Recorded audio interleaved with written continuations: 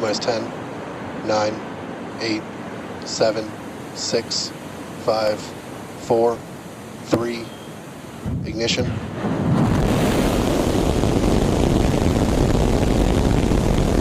We have liftoff. A rocket lands itself, vertically, on a drone ship in the middle of the ocean.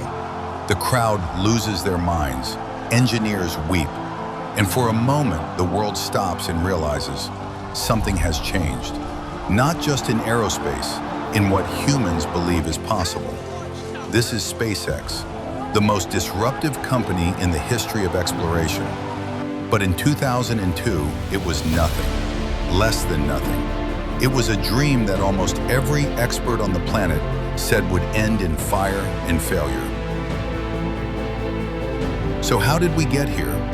How does a software entrepreneur with no aerospace background build a private space empire from scratch and win?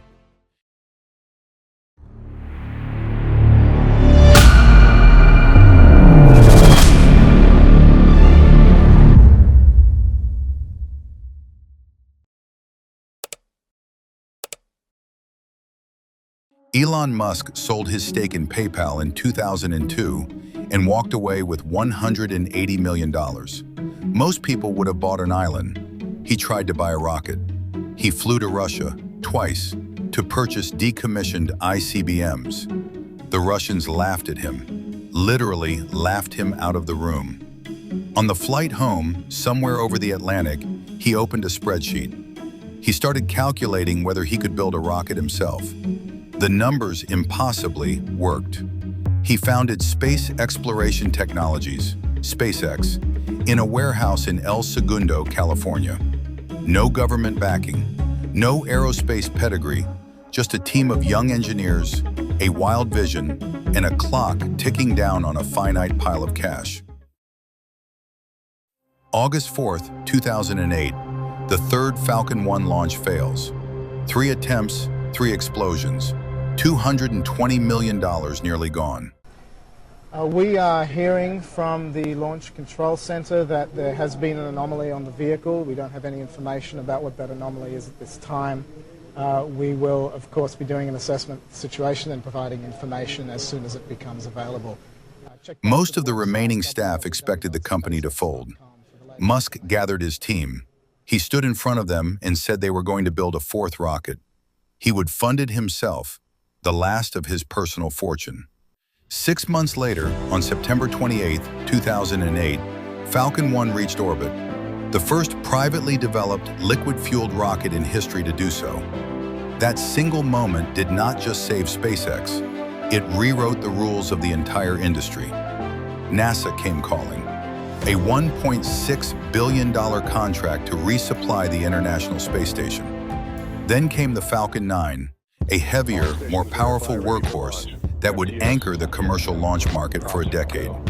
In 2015, SpaceX did what Boeing, Lockheed, and every major aerospace power said was physically impractical. They landed an orbital rocket booster back on the ground. Upright, reusable.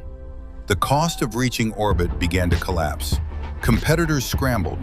Governments panicked.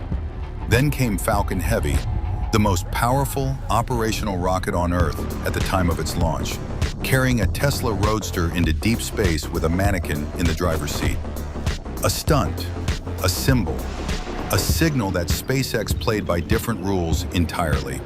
By the early 2020s, SpaceX was launching more mass to orbit than every other nation and company on the planet combined. The Starlink constellation grew to thousands of satellites, beaming internet to the most remote corners of Earth and becoming a lifeline in active war zones. Crew Dragon ended American dependence on Russian rockets for the first time in nearly a decade. And then Starship, the largest and most powerful rocket ever built, began its test campaign. 120 meters tall, designed not just to reach orbit, but to carry humanity to Mars.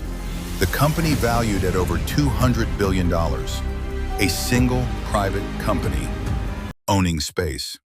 Here is what most people miss. SpaceX did not win because of money. It won because of speed. In an industry that took years to make decisions, SpaceX made them in weeks. They built in-house, engines, avionics, software, everything.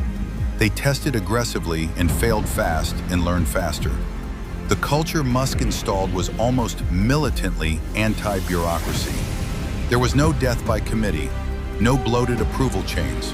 When something broke, they fixed it and flew again. That relentless iteration, that willingness to blow something up in pursuit of getting it right, that was the real rocket fuel. The audacity was the strategy. Every empire in history has been built on a frontier. Land, sea, trade routes, information. SpaceX looked up and saw the last one, and they moved. When historians look back, if they look back from another planet, they will mark this era not by presidents or wars or stock markets.